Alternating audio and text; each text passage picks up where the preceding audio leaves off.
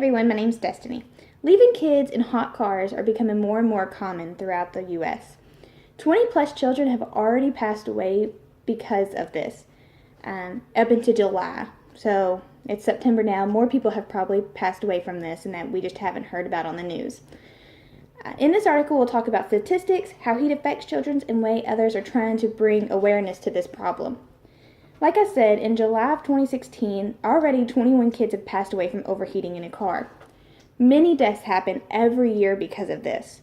It only takes 10 minutes for the temperature in a car to rise 20 degrees. So even on a 57-degree day, it might be cool to us outside, but your car is still likely to get hot enough to make you overheat if you're in there long enough.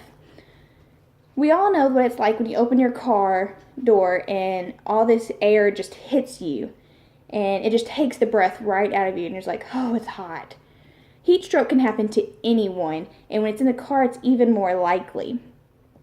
On top of that, children's body heat raises 5 times faster than an adult's body heat does.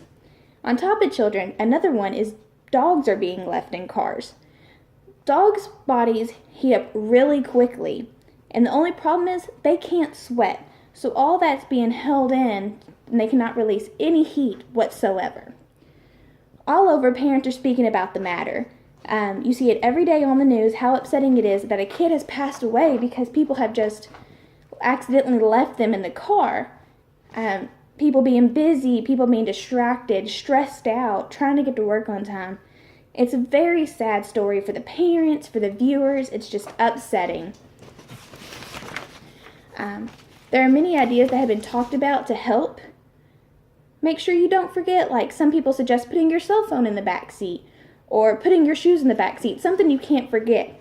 However, most people do get upset when you do say these things because you shouldn't forget a child in a car, but mistakes happen and people do forget things because it's a very stressful world that we live in.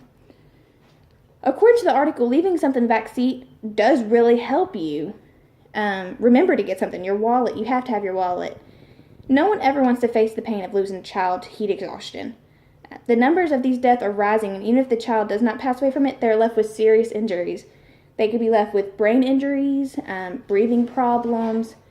It's a very long process that they have to go through before their bodies just decide to shut down. Leaving kids in hot cars are becoming more common death, but there are many tactics to help bring this number back down.